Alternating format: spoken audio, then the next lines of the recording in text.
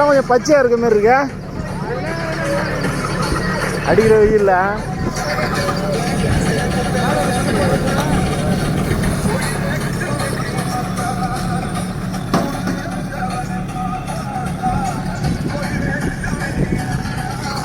அந்த ஒரு துண்டு மட்டும் தண்ணி அந்தாண்ட கிடக்கு.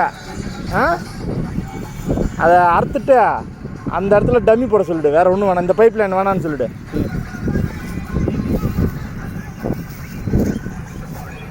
ஒரே ஒரு டம்மி மட்டும் வாங்கிட்டு வந்துரு. 4 டம்மி கடத்திட்டு போனா இருக்கான்னு அதை கேட்குறேன். அதுவும் இருக்குன்னு தான் நினைக்கிறான்.